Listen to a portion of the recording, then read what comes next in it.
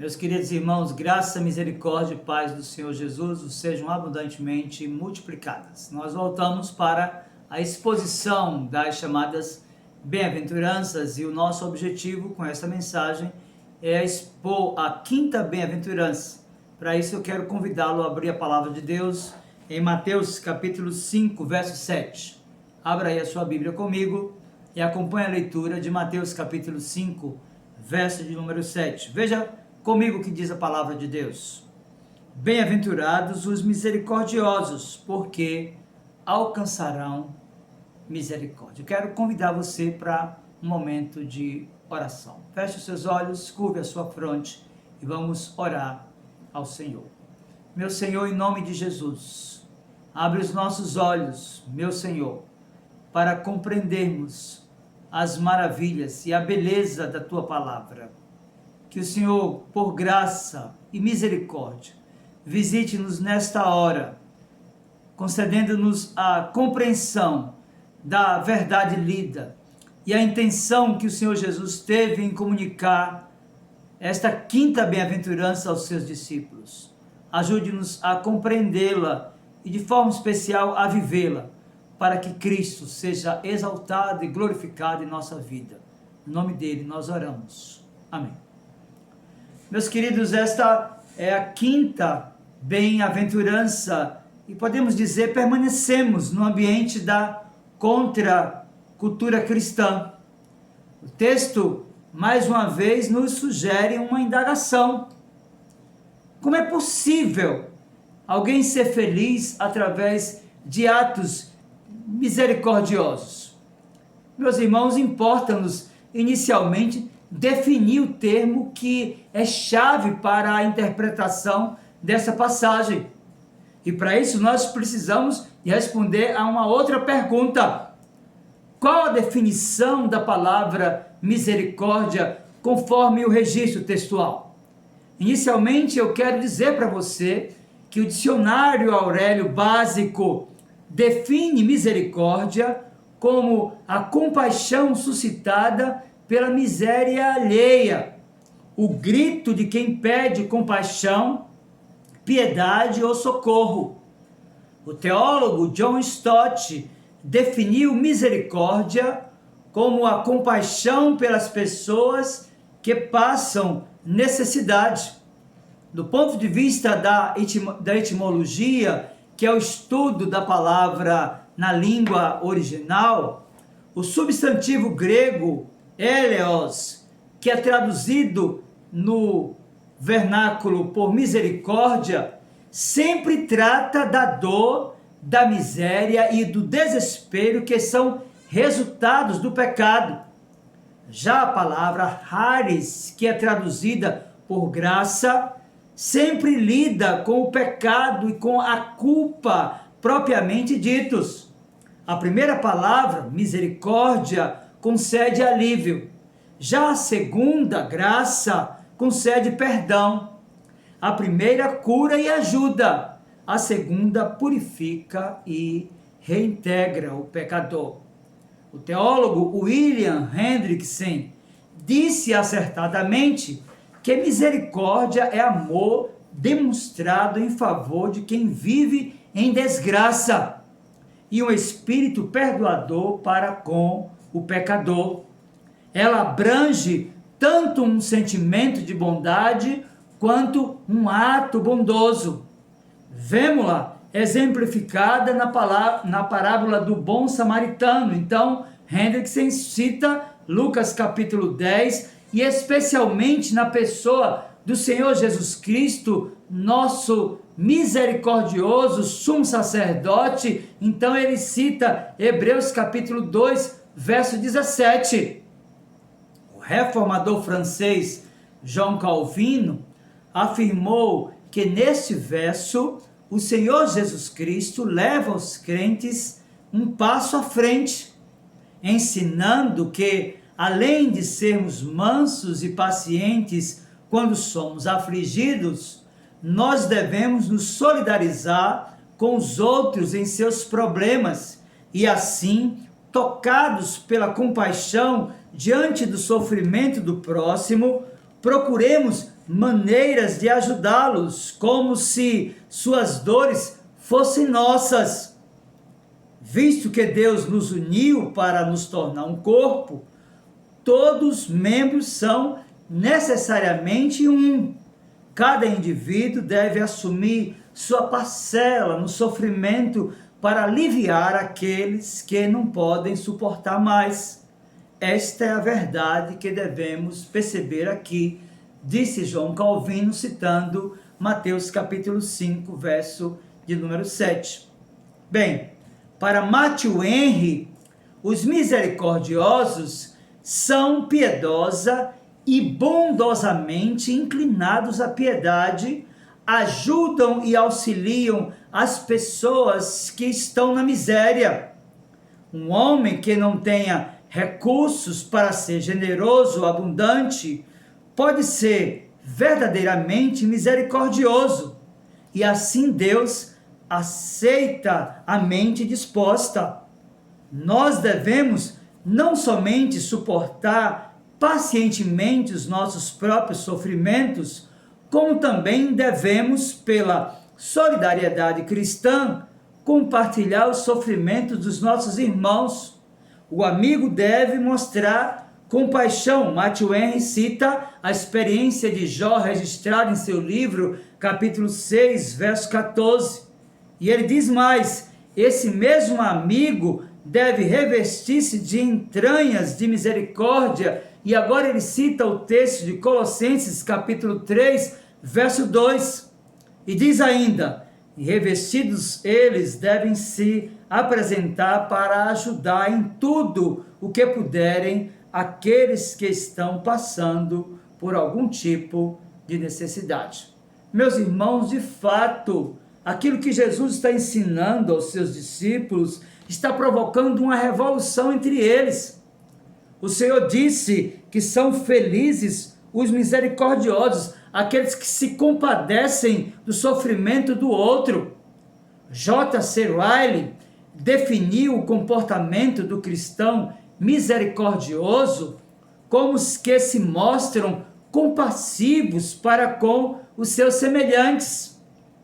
Eles têm compaixão de todos quantos sofrem, seja por causa do pecado ou de adversidades, e desejam ternamente suavizar tais sofrimentos. Praticam boas obras e esforçam-se para fazer o bem. Bem-aventurados são todos os tais, disse J.C. Ryle, tanto nesta vida como na vindoura, eles terão uma rica colheita. Meus queridos irmãos, de fato, esse é um grande desafio. O exercício de atos de misericórdia estão se esvaindo da vida eclesial e das relações entre os irmãos.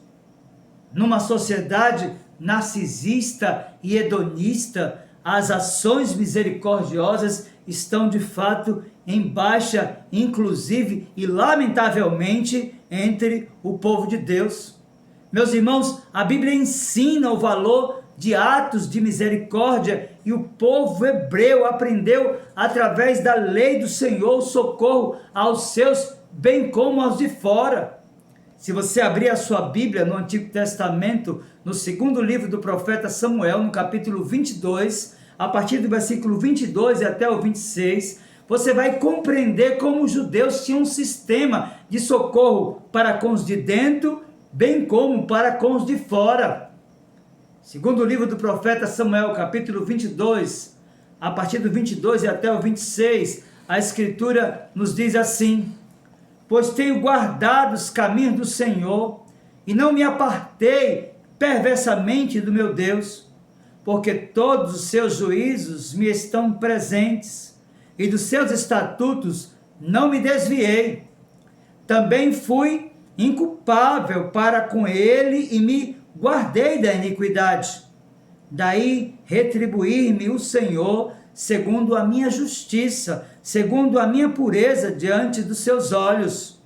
Para com o benigno te mostras, com o íntegro também íntegro. De fato, meus irmãos, quando nós folheamos as Escrituras, nós vamos perceber o quanto ela está recheada de passagens que nos mostram a necessidade da compaixão. Se você abrir a sua Bíblia na carta do apóstolo Paulo aos Gálatas, no capítulo de número 6, verso 10, você vai perceber que essa atitude dos judeus no passado deve ser a mesma de todo cristão autêntico. Gálatas, capítulo 6, verso de número 10 diz: por isso, enquanto tivermos oportunidade, façamos o bem a todos, mas principalmente aos domésticos da fé. Quando nós folheamos as páginas do Novo Testamento, nós vamos perceber que esse conceito é reforçado no ensino do nosso Senhor Jesus Cristo. Ele já havia ensinado aos discípulos aqui no Sermão do Monte, Mateus capítulo 5, verso 7, que são felizes os misericordiosos, porque eles alcançarão misericórdia. Mas nesse mesmo livro, no capítulo de número 25, a partir do versículo 31 e até o versículo 46, você vai perceber que o Senhor Jesus chama a atenção dos seus discípulos acerca da necessidade que eles tinham de viver segundo o padrão do exercício da misericórdia para com os de dentro e os de fora. Veja, Mateus capítulo 25, a partir do 31 e até o 46, ele inicia falando sobre a parousia, que é a sua segunda vinda gloriosa, e vai tratar exatamente de atitudes que devem fazer parte da vida de todo cristão. Veja, Mateus 25, a partir do 31 diz: quando vier o Filho do Homem na sua majestade e todos os anjos com ele, então se assentará no trono da sua glória, e todas as nações serão reunidas em sua presença, e ele separará uns dos outros, como o pastor separa dos cabritos as ovelhas, e porá as ovelhas à sua direita, mas os cabritos à esquerda. Então dirá o rei aos que estiverem à sua direita: vinde, benditos de meu Pai, entrai na posse do reino que vos está preparado desde a fundação do mundo. Porque tive fome e me deste de comer, tive sede e me deste de beber, era forasteiro e me hospedastes, estava nu e me vestistes, enfermo e me visitastes, preso e fosse ver-me. Então perguntarão os justos: Senhor, quando foi que te vimos com fome e te demos de comer? Ou com sede e te demos de beber? E quando te vimos forasteiro e te hospedamos? Ou nu e te vestimos? E quando te vimos enfermo ou preso e te fomos visitar? O rei respondendo lhes dirá: em verdade vos afirmo, que sempre que eu fizestes a um desses meus pequeninos irmãos, a mim o fizestes. Então o rei dirá também aos que estiverem à sua esquerda: apartai-vos de mim, malditos, para o fogo eterno, preparado para o diabo e os seus anjos. Porque tive fome, não me deste de comer, tive sede, não me deste de beber, sendo forasteiro, não me hospedastes, estando nu, não me vestistes, achando-me enfermo e preso, não foste ver-me. E eles lhe perguntarão: Senhor, quando foi que te vimos com fome, com sede, forasteiro, nu, enfermo ou preso, e não te assistimos? Então lhe responderá: em verdade vos digo, que sempre que eu deixasse de fazer um desses mais pequeninos, a mim o deixastes de fazer. Irão esses para o castigo eterno, porém os justos para a vida eterna. Você consegue perceber então o que é que Jesus está ensinando aos seus discípulos no Sermão do Monte, quando Mateus registrou na quinta bem-aventurança esta expressão, que são felizes ou bem-aventurados os misericordiosos, porque alcançarão misericórdia? Meus queridos, de fato, a Escritura está encharcada de passagens que exigem dos discípulos de Cristo uma vida e ações misericordiosas para com aqueles que padecem. Se você abrir na carta que Paulo produziu à igreja em Roma, carta de Paulo aos Romanos, capítulo 15, versos 7 e do 25 ao 27, você vai perceber que de fato há uma exigência desse atributo comunicável. Ele reside na pessoa de Deus, mas ele é parte integrante daquilo que o Senhor fez por mim e por você. Nós que fomos criados à sua imagem e semelhança, devemos ser misericordiosos como ele é misericordioso. Veja, Romanos 15, verso 7 e depois do 25 ao 27. Portanto, acolhei-vos uns aos outros, como também Cristo nos acolheu para a glória de Deus. Mas agora estou de partida para Jerusalém a serviço dos santos, porque aprouve a Macedônia e a Acaia levantar uma coleta em benefício dos pobres dentre os santos que vivem em Jerusalém. Isto lhes pareceu bem, e mesmo lhes são devedores, porque se os gentios têm sido participantes dos valores espirituais dos judeus, devem também servi-los com bens materiais. Se você continuar folheando as Escrituras no Novo Testamento, agora na segunda carta do apóstolo Paulo aos Coríntios, capítulo 1, versos 3 e 4, você vai perceber que ele torna a tratar desse atributo da misericórdia. Segunda de Paulo aos Coríntios, capítulo 1, versos 3 e 4, a Escritura diz: Bendito o Deus e Pai de nosso Senhor Jesus Cristo, o Pai de misericórdias e Deus de toda consolação.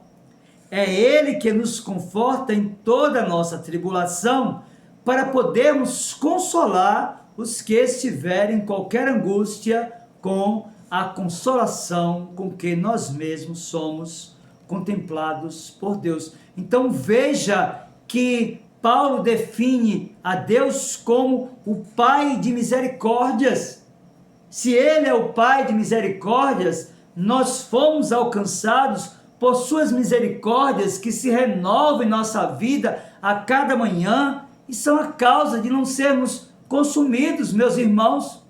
Por isso, nós precisamos de ter atitudes misericordiosas com aqueles que sofrem. É inadmissível que a igreja endureça o coração para com aqueles que estão padecendo. É inadmissível que a igreja tenha perdido a referência dessa atitude que termina referendando a aliança que muitos dizem ter com o Senhor. Se Deus é o Pai de misericórdia, nós somos alcançados por suas misericórdias e precisamos de exercer misericórdia para com aqueles que padecem. Meus queridos irmãos, nós iniciamos esta breve reflexão definindo o termo misericórdia, que segundo o teólogo John Stott é a manifestação da compaixão pelas pessoas que passam necessidade. Eu acredito piamente que nosso desafio, segundo a definição do termo misericórdia, como foi apresentado aqui nesse estudo de forma exaustiva, é de sentir a dor do outro. Esta é, sem dúvidas, a mais autêntica forma de identificação com o nosso semelhante, e se assim fosse, nossas vidas e as do outro seriam muito diferentes, e isso nos libertaria de todas as formas de falsas bondades, de pessoas que hipocritamente dizem ter compaixão dos outros, mas isso fica reduzido apenas a um discurso. Nós precisamos de ter atitudes misericordiosas. Meus queridos, segundo o perdão e a tolerância para com o nosso semelhante, nós precisamos assim de demonstrar para a sociedade que de fato nós temos como um atributo comunicável essa qualidade inerente ao ser e ao caráter de Deus. É importante então compreendermos a necessidade que temos de nos identificarmos com o Senhor Jesus Cristo, tendo compaixão, tendo misericórdia daqueles que sofrem, como Ele teve misericórdia quando nos viu padecendo. É importante então, meus irmãos, já caminhando para o final desta mensagem, lembrando um pouco daquilo que nós encontramos na Escritura. E eu quero lembrar você que o irmão do Senhor, Tiago, ele disse na sua epístola, e se você abrir a epístola de Tiago aí no capítulo 2, verso 13, ele diz: porque o juízo é sem misericórdia para com aquele que não usou de misericórdia. Então ele vai concluir dizendo: a misericórdia triunfa sobre o juízo. Por isso, meu querido irmão, atente para as palavras do Senhor Jesus. Ele afirmou que são bem-aventurados ou felizes os misericordiosos, porque eles acharão misericórdia. Eu quero dizer para você que nós somos objetos da misericórdia de Deus. Quando estávamos perdidos e Ele nos resgatou do mundo vil em que estávamos. Agora os agentes para que outros sejam alcançados pela graça de Cristo somos nós que precisamos ser misericordiosos para com aqueles que sofrem, para com aqueles que padecem. Que seja essa a sua atitude, que você seja, enquanto cristão, alguém que possa ser identificado com Cristo por essa qualidade, por esse atributo da misericórdia. Eu quero orar com você nessa hora, então convido a você a fechar os seus olhos, curvar a sua fronte para orarmos ao Senhor. Meu Senhor, em nome de Jesus, louvado, exaltado e glorificado seja o teu excelso, glorioso, poderoso nome, porque o Senhor tem nos tratado por tuas misericórdias que são sem fim e que se renovam a cada manhã e são a causa de não sermos consumidos. Ajude-nos, meu Senhor, a sermos misericordiosos com aqueles que padecem, para que também, através de nós, outros sejam alcançados por tua graça, e que o Senhor possa usar-nos como igreja eleita e herdeira da verdade da Escritura, para que vivamos plenamente a verdade que nós aprendemos nessa mensagem, para que Cristo, nosso Redentor e Supremo Pastor, seja exaltado e glorificado. No nome dele nós oramos. Amém. Deus, pois, lhe abençoe. Seja bem-aventurado e feliz. Exerça misericórdia para com aqueles que padecem, em nome de Jesus.